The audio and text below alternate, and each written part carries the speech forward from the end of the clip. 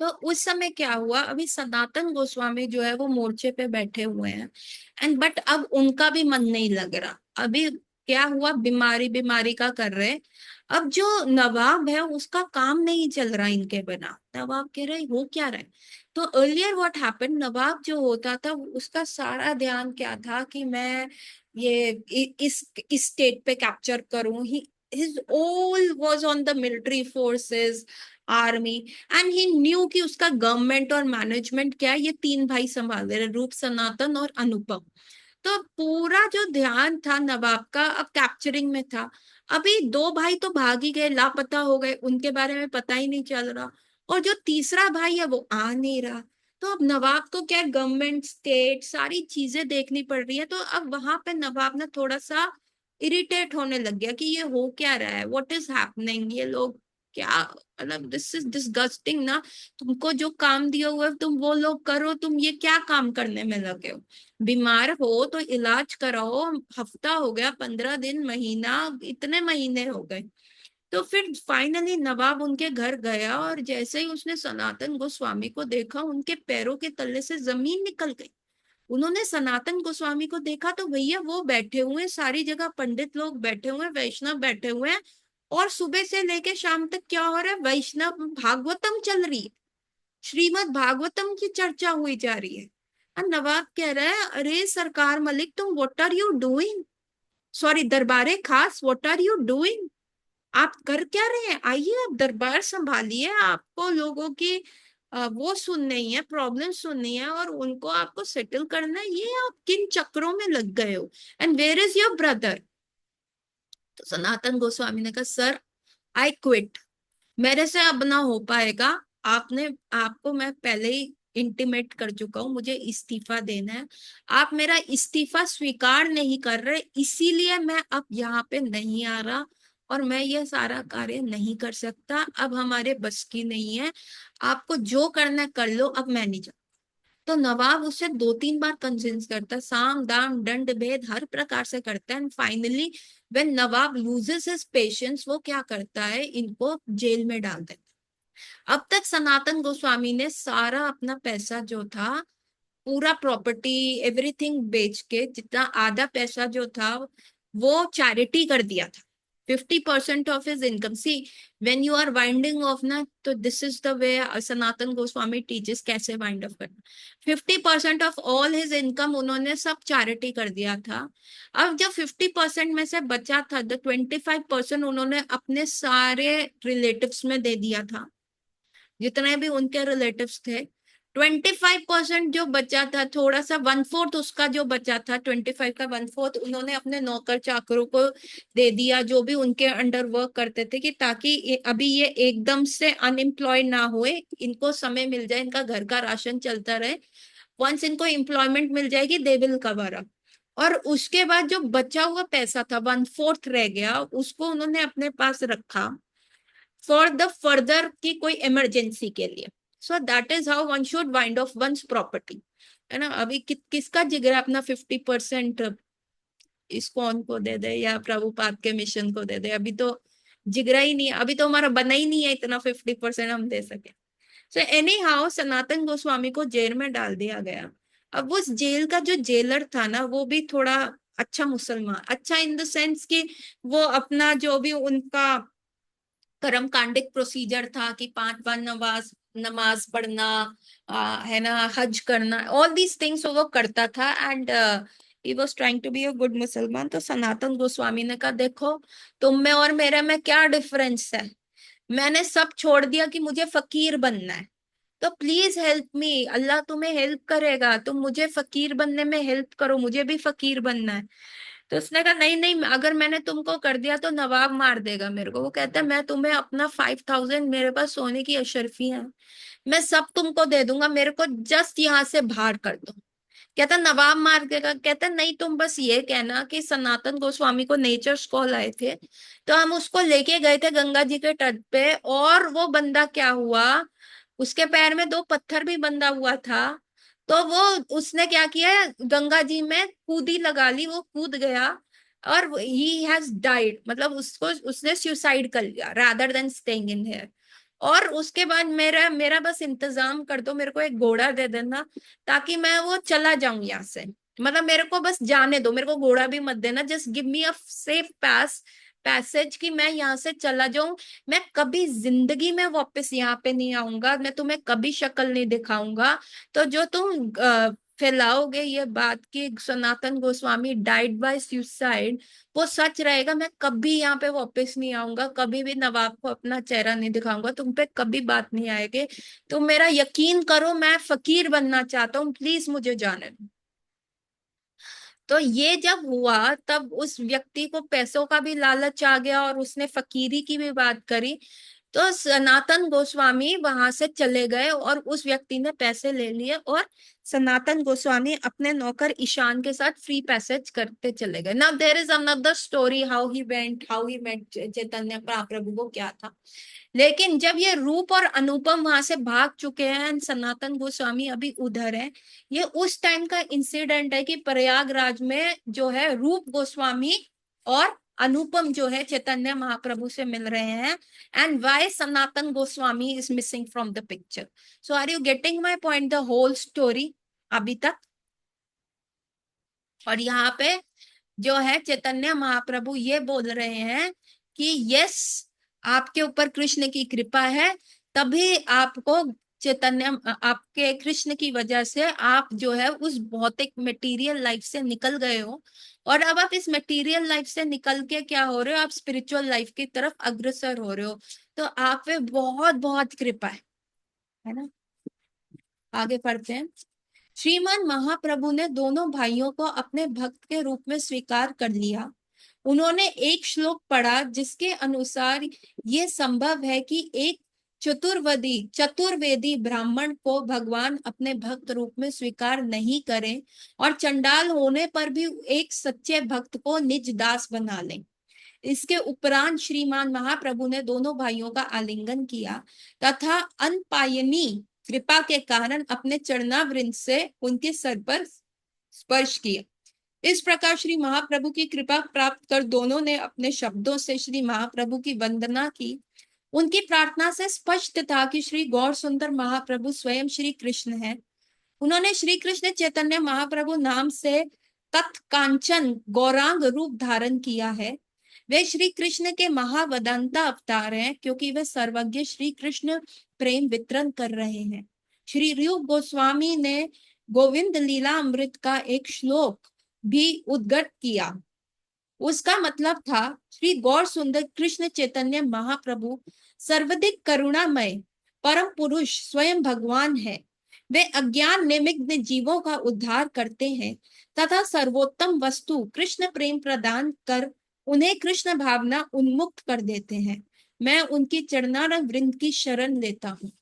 अभी क्या हुआ, जो रूप गोस्वामी और वल्लभ जी जो हैं, ये सनातन अनुपम जो हैं, ये चैतन्य महाप्रभु से मिले। अभी इनको बहुत शर्म आ रही है चैतन्य महाप्रभु से मिलने, ये दूर दूर खड़े हैं। क्यों? क्योंकि इनकी जात जा चुकी है, इन्होंने मुसलमान के अंदर कार्य किया है।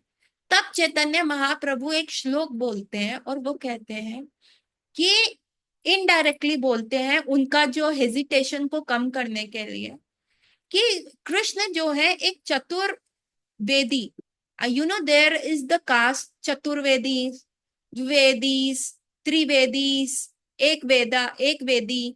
तो दिस इज द कास्ट। पहले जमाने में क्या होता था, चार वेद है, जो चारों वेद पढ़ लेता था उसको चतुर्वेदी कहते थे।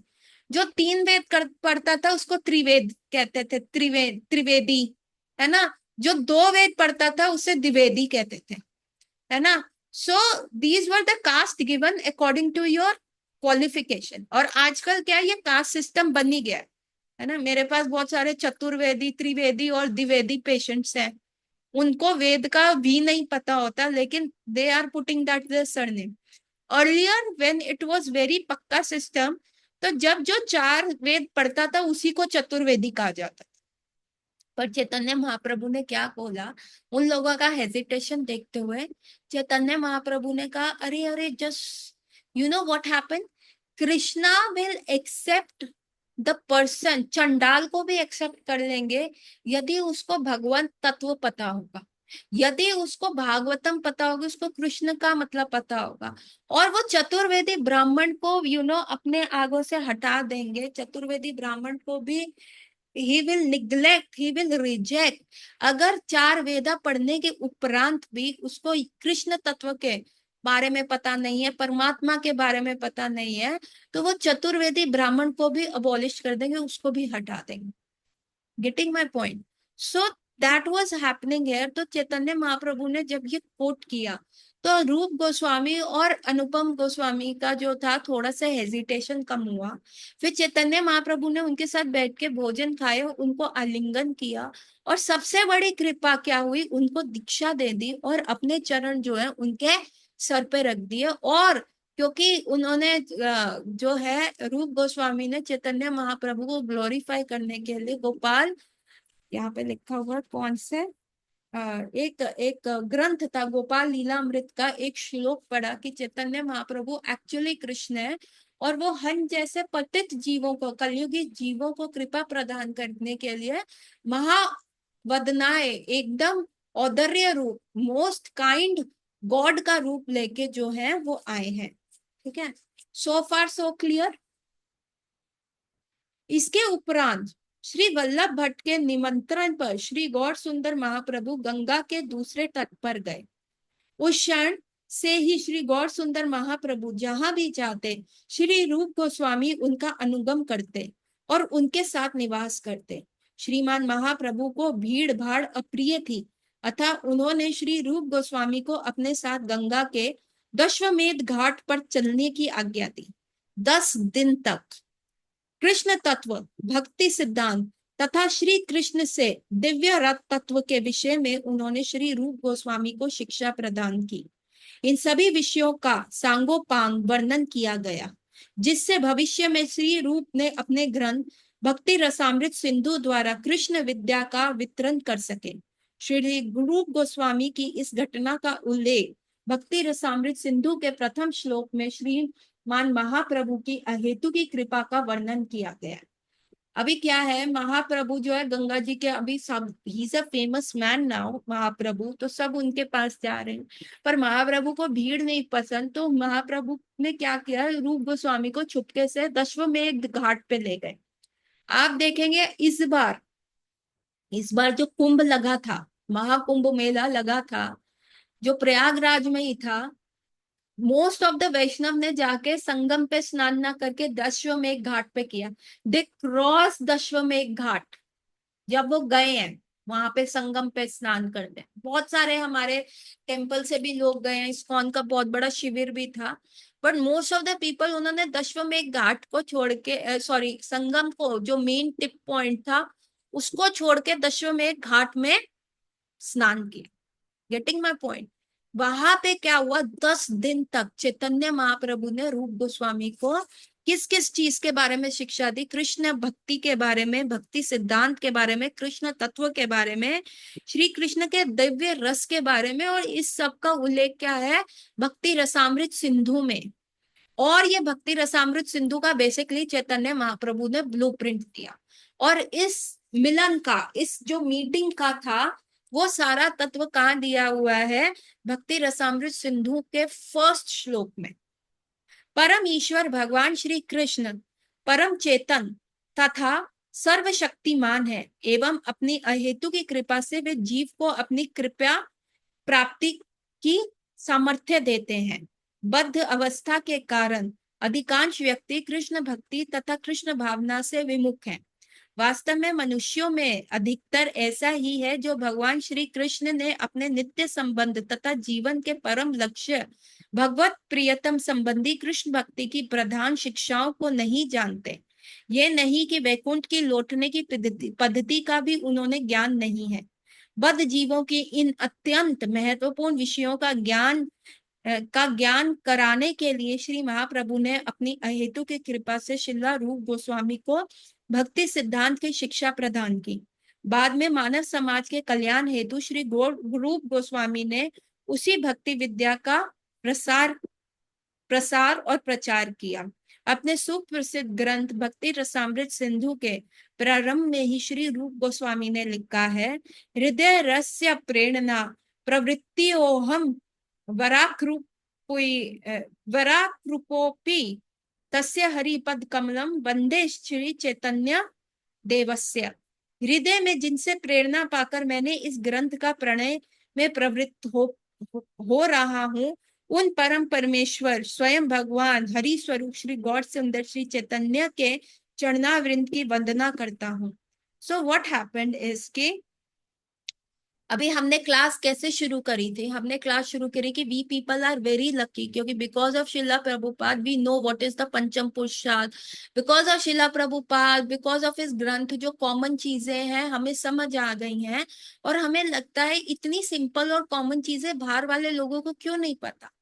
Now that was the time जब Chaitanya Mahaprabhu was also facing this problem ना, कि बाकी लोगों को क्यों नहीं पता what is the कृष्ण तत्व, बाकी लोगों को क्यों नहीं पता कि वैकुंठ जाना है, why वो यहाँ कुंठा में फंसे हुए, why they are into the anxieties, why they are living a life such a bad life, why don't they go to Vaikuntha धाम, क्यों नहीं जा रहे, वाई एंड दैट्स वाई। इस वाई को आंसर करने के लिए, पद्धति सिखाने के लिए, फर्स्ट हैंड एक्सपीरियंस देने के लिए, अपने एग्जाम्पल से बताने के लिए चैतन्य महाप्रभु जो है यहाँ पे आए और उन्होंने बताया, और रूप गोस्वामी को वो ब्लूप्रिंट दिया। एंड रूप गोस्वामी जो कह रहे हैं, दिस इज द प्रेरणा जो मुझे मिली है ये बुक लिखने की, that I am getting from Chaitanya महाप्रभु।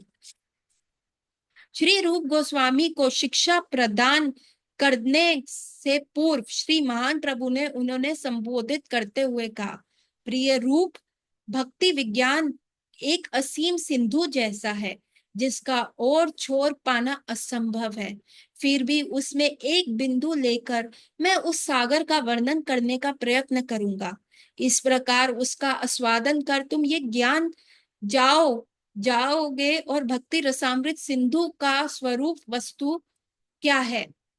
तो व्हाट हैपेंड, चैतन्य महाप्रभु ने कहा कि भक्ति is something very big, it is so enlarge. भक्ति इतना बड़ा है कि आप उसका और छोर कर ही नहीं सकते, अथाह समुद्र की तरह है कि एक छोर से दूसरे छोर तक आप देख ही नहीं सकते। अभी पूरी भक्ति का एक एक बूंद मैं तुम्हें प्रदान कर रहा हूं, इसलिए बुक का क्या नाम है, भक्ति रसामृत सिंधु, है ना, कि बिंदु ऐसा भी है, भक्ति रसामृत सिंधु। और तुम इस मतलब जो चैतन्य महाप्रभु ने ये दिया है ना, भक्ति रसामृत सिंधु, ये एक ब्लूप्रिंट है टू नो कि ओशन में डिफरेंट डिफरेंट वाटर बॉडीज होती हैं। ओशन में जैसे यहाँ पे आइसबर्ग है, यहाँ पे लाइट हाउस है, यहाँ पे एक ऐसा पत्थर है। सो एक जो ऊपर वाला जो ब्लूप्रिंट है वो चैतन्य महाप्रभु ने दिया, अदरवाइज उसका डेप्थ इतना है कि आप उसको क्रॉस कर ही नहीं सकते, चाहे कितने लाइफ टाइम्स बिता दो। तो चैतन्य महाप्रभु ने कहा, I am giving you a blueprint, और इसको तुम्हें जन सामान्य के पास लेके जा। एंड देयरफॉर रूप गोस्वामी रोट दैट बुक भक्ति रसामृत सिंधु।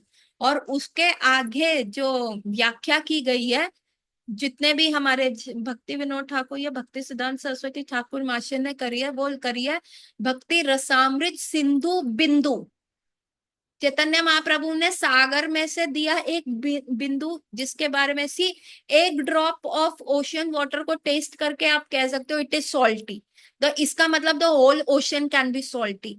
तो वो भक्ति की एक ड्रॉप लेके हमें पता चलता है, ओ दिस इज भक्ति, दो it is very vast, but एक ड्रॉप से आपको पता चल जाएगा कि उसके क्या क्या कॉन्स्टिट्यूएंट्स हैं, पता चल जाएंगे ना। एक ओशन का ड्रॉप लेके आपको पता चल जाएगा कि ओशन के क्या क्या कॉन्स्टिट्यूएंट है, जब आप उसको लैब सर्च करोगे। उसी प्रकार से पूरी भक्ति की एक ड्रॉप मिलते ही आपको पता चल जाएगा कि पूरी भक्ति का प्रोटोटाइप क्या है, वो कैसी है।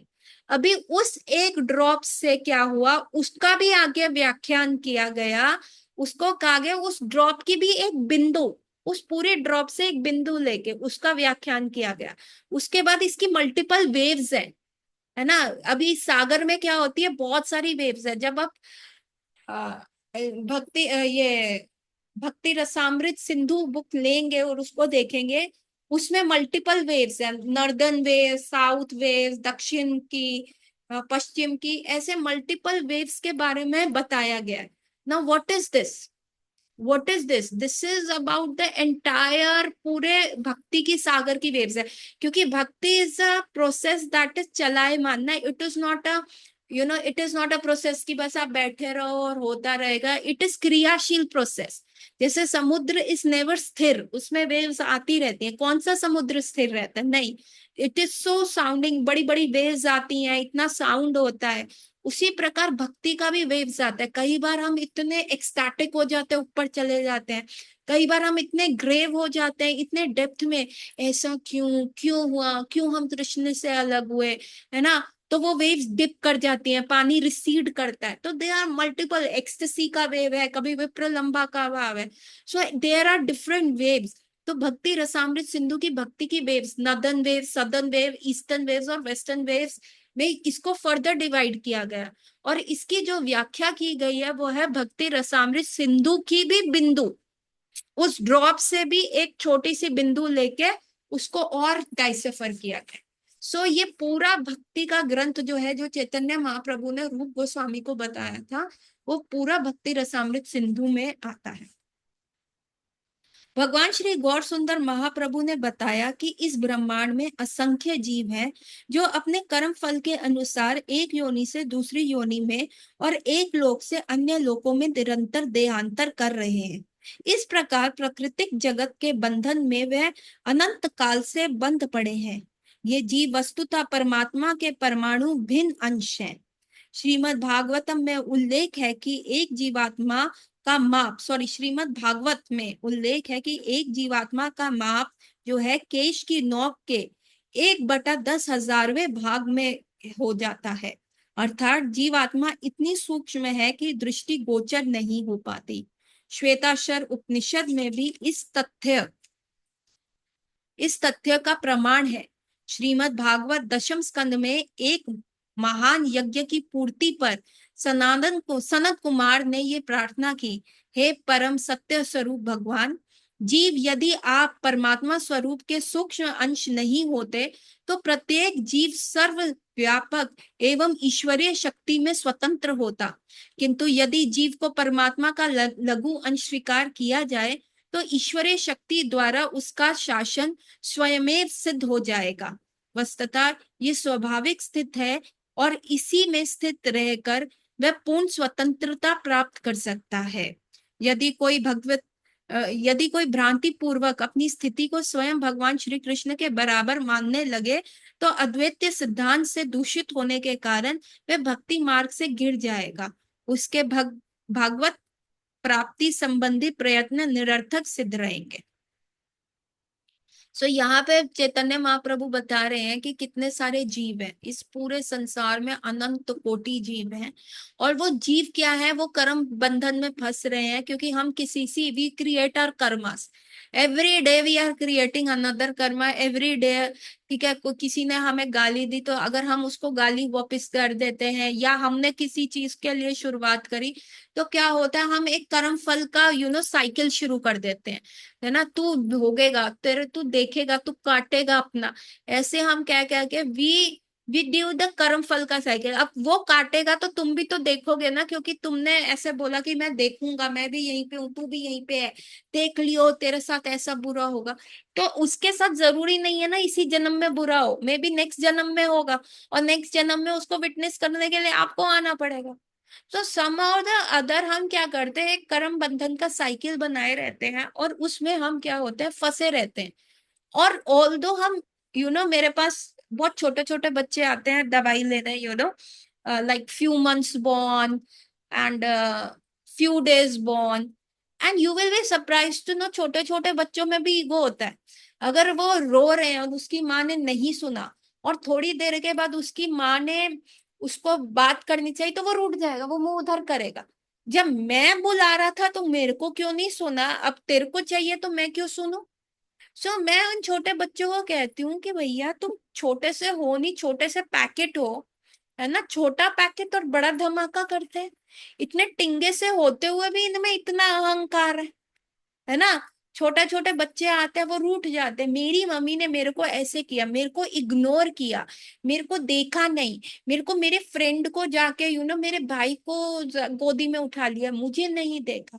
तो इन लोगों का भी ईगो होता है, they get angry and then they get disease.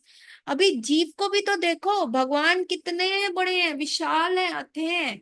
और जीव के क्या है, जीव का अगर आप लेंथ और ब्रेड्थ देखो तो आप अपने हेयर के टिप को निकाल लो, उस टिप को 10,000 पार्ट्स में डिवाइड कर दो और उस एक पार्ट को लो, उतना जीव है, इतना छोटा कि वो आंखों से भी नहीं दिखता।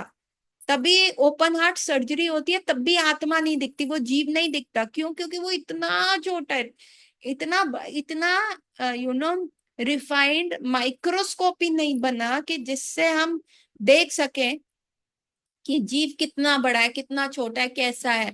इतना कोई माइक्रोस्कोप आज तक बना ही नहीं है।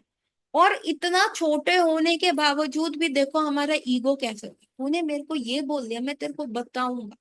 मतलब छोटा पैकेट है ना, धमाका तो हम ऐसे बड़ा करते हैं। और यदि हमारे अंदर ये चीज आ जाए कि हम में भी वो पावर है, एवरीथिंग को लॉर्ड करने की आ जाए, हम भगवान कॉम्प्लेक्स आ जाए, गॉड कॉम्प्लेक्स हो जाए, नहीं इस घर में सारी चीजें मेरे हिसाब से चलनी चाहिए, ये जो चार दीवारी ये मेरी है, या मेरे हिसाब से चलेगा। और यही क्या होता है, लॉर्ड करने की, उसके ऊपर प्रभुत्व दिखाने की, उसके ऊपर अपना वो दिखाने का, जब हमारे अंदर वो आ जाता है कि yes yes we can do it, तो ये क्या होता है, हमारे अंदर गॉड कॉम्प्लेक्स आ गया। और ये क्या है, मायावाद चीज, ये मायावादी हो जाते हैं कि हम भी भगवान है। और ये सबसे, ये लास्ट स्नेयर है माया का। आप सारे एग्जाम्स क्लियर कर लोगे, लेकिन लास्ट जो माया का स्नेयर होता है वो होता है ईगो। तूने मेरी बात क्यों नहीं सुनी, तुमने मेरे को हरे कृष्ण हरे कृष्णा नहीं बोला, मैं कितने सालों से आ रहा हूँ, I have worked on you. मतलब जो घमंड होता है, जो अहम होता है, ये माया सबसे ज्यादा ट्रिगर करती है। माया कितना क्वेश्चन पेपर देती है, आपने 4 रेगुलेटिव फॉलो कर लिया, 16 माला अच्छे से कर रहे हो, मॉर्निंग प्रोग्राम आप कर रहे हो, एवरीथिंग आप बहुत टिक टिक टिक टिक टिक हो रहा है, लेकिन लास्ट जो माया टेस्ट देती है वो आपके अहम को तोड़ने के लिए होता है। और ये अगर आप में रह गया तो आप में क्या आ गया, मायावादी फिलॉसफी की गंध आ गई कि मैं भी भगवान बन सकता हूं, अहम ब्रह्मास्मि हो जाएगा। Getting my point? सो आगे पढ़ते हैं। श्रीमद् भागवत की इन शिक्षाओं की व्याख्या करते हुए श्रीमद् महाप्रभु ने जीवों को दो भेदों को उल्लेख किया है, नित्य मुक्त तथा नित्य बद्ध। है ना, नित्य बद्ध जीव भी दो प्रकार के हैं, चर और अचर। वृक्ष आदि जीवों को अचर संज्ञा है, पक्षी और पशु जैसे चलायमान जीवों को जगम कहा जाता है। उन्हीं की, इनकी भी तीन अपश्रेणियां हैं, नभ, जल तथा थलचारी। थलचारी करोड़ों जीवों की अति लघु अंश के रूप में मनुष्य है। मानव समाज में भी अधिकांश मानव परमार्थ से बिल्कुल अभिज्ञ है, दुराचारी तथा घोर नास्तिक हैं। सारांश में अधिकतर मनुष्य पशु के समान जीवन व्यापन कर रहे हैं। इसका अनुमान मानव अथवा सभ्य समाज के सदस्यों की संख्या से लगाया जा सकता है। वास्तविक स्थिति ये है कि शास्त्र अथवा ईश्वर के अस्तित्व अथवा केवल सदाचार से भी विश्वास रखने वाले थोड़े से मनुष्य भी मिलने बड़े कठिन है। इनकी महत्व में विश्वास रखने वाले आर्य हैं। आर्य शब्द का परमार्थ के विकास में श्रद्धावान मनुष्य इंगित है। इनमें भी दो वर्ग हैं, सदाचारी और दुराचारी। सदाचारी सामान्यतः इंद्रिय सुख की प्राप्ति के लिए सकाम कर्मों का अनुष्ठान करते हैं। इंद्र तृप्ति के नियमित सत्य कर्मों में प्रवृत्त रहने वाले ऐसे व्यक्तियों में बहुत थोड़े परम सत्य का ज्ञान पाते हैं। इन्हें ब्रह्मव्याधि ज्ञानी कहा जाता है। ऐसे हजार ज्ञानियों में बहुत थोड़े से मुक्ति प्राप्त करते हैं। सिद्धांत के अनुसार मुक्त स्वभाव के में मुक्त जीव की प्रकृति तत्वों में अतीत अपने आत्म स्वरूप का ज्ञान हो जाता है। केवल सिद्धांत रूप से इस मत को मानने वाले जीव को भी मुक्त कहा जा सकता है, पर वास्तव में मुक्त वह है जो भगवान के नित्य दास के रूप में अपने यथार्थ स्वरूप को जान ले। ऐसा मुक्त जीव श्रद्धा और भक्ति सहित भगवान सेवा में तत्पर रहता है और कृष्ण भक्त कहलाता है। सो अब यहाँ पे अगर आप देखेंगे, इट्स अ वेरी टेक्निकल, क्या है कि there are two qualification of जितने भी जीव हैं। एक है नित्य मुक्त और एक है बद्ध जीव। अब बद्ध जीव क्या, कंडीशनड सोल, किसी भी चीज से कंडीशनड है। और कंडीशन सोल में जो बद्ध जीव है वो भी दो प्रकार के होते हैं। एक है अचल और एक है सचल। अचल मतलब होता है जो एक ही जगह टिका रहे, जो हिल नहीं सकता। तो जैसे वृक्ष हो गए, तो उनको आप कैसे, वो बद्ध ही जीव ही रहेंगे ना, वो कंडीशन ही रहेंगे। उन वो तो अपना कॉन्शियसनेस रेज नहीं कर पा रहे। लेकिन चल जीव में क्या है, अब चल जीव में कीड़े भी आते हैं, पशु भी आते हैं, जमीन पे चलने वाले, जल में रहने वाले, आकाश में उड़ने वाले, ये डिफरेंट कैटेगरी है। अब चल जीव में से भी कुछ सिर्फ मनुष्य ही हैं जो सिर्फ अपना कॉन्शियसनेस को रेज कर सकते हैं और अपने आप को बद्ध अवस्था से लेके मुक्त अवस्था तक लेके जाते हैं। लेकिन उन मनुष्यों में से भी जो शास्त्र का पालन करे, इवन शास्त्र छोड़ो, कोई मॉरल्स का भी कोई पालन करे, वैसे मनुष्य भी बहुत कम है। मॉरल्स को भी फुलफिल करने वाले मनुष्य नहीं है। और उनमें से जो कुछ फॉलो कर रहे हैं, धर्म को पालन कर रहे हैं, उनको किस वर्ड से इंगित किया जाता है, उनको आर्य शब्द से इंगित किया जाता है ना। आप देखेंगे भगवत गीता में जब अर्जुन जो कहता है, हे प्रभु मेरे से ये क्या हो रहा है, मैं नहीं फाइट कर सकता, तो कृष्ण जो है उनको चार गाली देते हैं। कहते हैं तुम क्षत्रिय होके इम्पोर्टेंट हो गए हो। अभी एक व्यक्ति के लिए, एक मैन के लिए, क्षत्रिय छोड़ो, एक मैन को ये सुनना कि वो इम्पोर्टेंट है, वो उसको हृदयघात दे सकता है। हाउ कुड यू, इस पे लड़ाई हो जाती है। किसी को आप नपुंसक या इम्पोर्टेंट नहीं कह सकते। तो कृष्ण उसको कहते तुम जो है इम्पोर्टेंट हो गए हो और अनार्य वाली बातें कर रहे हो, तुम आर्य हो। आर्य का मतलब क्या है कि जो जो जो शास्त्र के हिसाब से चलता है, जो हमारे धार्मिक ग्रंथों के हिसाब से अपना जीवन व्यापन करते हैं, उसको आर्य कहते हैं। अभी अर्जुन को भगवान क्या कह रहे हैं, अनार्य हो गए, तुम आर्य नहीं रहे, है ना। और एक गाली देते हैं, तुम्हारा हृदय दुर्लभ, हृदय क्या कहते हैं, हृदय दुर्लभ, नहीं, दुर्लभ तो बहुत, हृदय कमजोर हो गया, वो मैं शब्द भूल गई हूँ। अ, दुर्बल, हाँ दुर्बल, हृदय दुर्बल्यम हो गया है, थैंक यू। मैं दुर्लभ बोल रही थी, इट वॉज दुर्बल, सच्चा। तो आपका हृदय जो है दुर्बल हो गया। और एक और गाली देते हैं कृष्ण को, वो मैं गाली भूल गई, है ना। तो चार गाली कृष्ण देते हैं। अभी यहाँ पे भी क्या बता रहे हैं चैतन्य महाप्रभु, कि देखिए जीव में भी जितने भी अनंत कोटि जीव है, उनके दो है, एक मुक्त जीव है, एक जो है बद्ध जीव है। अब बद्ध जीव की भी दो क्वालिफिकेशन, दो क्लासिफिकेशन है, एक अचल है और एक चल है। अब अचल तो वही रहेगा, पेड़ है, उसकी कॉन्शियसनेस तो रेज हो ही नहीं सकती। अब चल की भी फर्दर क्लासिफिकेशन है। चल जीव जो है कुछ आकाश में है, कुछ जमीन पे चल रहे हैं और कुछ जल में है। अब जो जल में है और आकाश में है, again they can not raise their consciousness. और जमीन पे चलने वाले सिर्फ मनुष्य हैं जिनके पास ये अपॉर्चुनिटी है। उन मनुष्यों में से भी सिर्फ कुछ ही हैं जो आर्य हैं। आर्य का मतलब क्या है, जो धर्म का पालन कर रहे हैं, जो मॉरलिस्टिक लाइफ जी रहे हैं, पता है झूठ नहीं बोलना, सुबह जल्दी उठना है, सारा कार्य कर रहे हैं, स्नान, अपनी दान दक्षिणा सब वो कर रहे हैं। लेकिन उन आर्य में भी दो कैटेगरी है। एक कैटेगरी वो है जो सिर्फ अपनी लाइफ को नॉर्मल अच्छा बनाने के लिए अच्छा काम कर रहे हैं, यज्ञ करवा रहे हैं ताकि घर में पीस शांति रहे, है ना। दान दे रहे हैं ताकि उनको बिजनेस में मुनाफा मिले, देवताओं को खुश रख रहे हैं ताकि, तो दैट दैट इज कर्म कांड। वो इसीलिए कार्य कर रहे हैं कि उनकी लाइफ एकदम स्मूथ चले, है ना। हम एस्ट्रोलॉजर्स के पास जाते हैं ना कि भाई हमारा प्रॉब्लम चल रहा है, प्लीज हमें कोई स्टोन पहना दो, कोई उपाय बता दो। So this is what it is happening is कि ये लोग सिर्फ कर्म कांड कर रहे हैं कि अच्छा करेंगे तो अच्छा फल पाएंगे। और उसमें से दूसरे व्यक्ति हैं, एक दूसरी क्लासिफिकेशन है, वो ज्ञान ले रहे हैं कि व्हाट इज द, उनमें ब्रह्म जिज्ञासा अथतो कि क्यों हम जीवन में आए, क्या हमारा मकसद है, क्या है। पर अब वो ज्ञान लेके भी क्या होते हैं, क्या करते हैं, ज्ञानी बन जाते हैं। उनमें अहम बढ़ जाता है, या फिर वो मायावादी फिलॉसफी में पड़े जाते हैं, अहम ब्रह्मस्मि, हम भगवान बन जाएंगे। अहम बढ़ गया ना कि हाँ, बस उसमें से कुछ है जो मुक्ति के तरफ प्रयास करते हैं, और मुक्ति के तरफ प्रयास करते हुए भी वो क्या है, वो अभी शरीर से तो मुक्त नहीं है ना। बस उनको पता है, ज्ञान से पता है, उनको कंसेप्ट क्लियर है।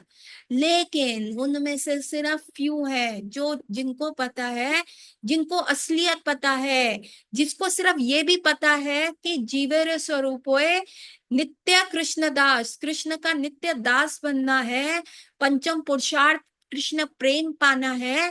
वो चाहे बद्ध अवस्था में भी क्यों ना हो, इस शरीर में भी क्यों ना हो, और अभी वो मुक्त क्यों ना हो, भक्ति में अभी वो नर्सरी क्लास में भी क्यों ना हो, यदि उसको ये कंसेप्ट का रियलाइजेशन है, वो इस शरीर में भी रह के मुक्त होगा।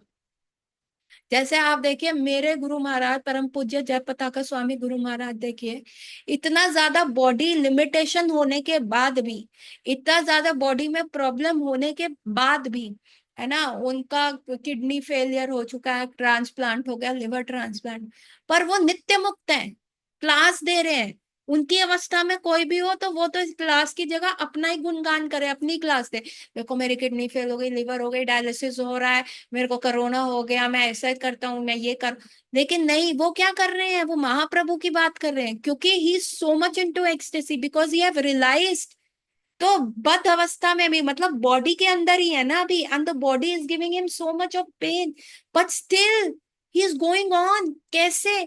हमें एक सुई भी चुभती है, हम उसको लेके बैठ जाते हैं, हमें भूख भी लग रही होती है। You know, my husband have this hunger problem, अगर उनको भूख लगी है और उनको उसी समय खाना नहीं मिल गया, he become so cranky, he start shouting, क्या हो गया, ये सही नहीं है, वो नहीं है, एंड वी अंडरस्टैंड कि भैया इनको भूख लगी, इनको खाना दे दो और वो शांत हो जाएंगे।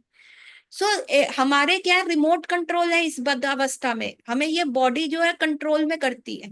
लेकिन यदि हमें ये रियलाइजेशन हो जाए, पक्का वाला रियलाइजेशन हो जाए कि हमारा, हम ये शरीर नहीं, हम आत्मा है, और आत्मा का स्वरूप क्या है, नित्य कृष्ण दास बनना, दैट इज इट।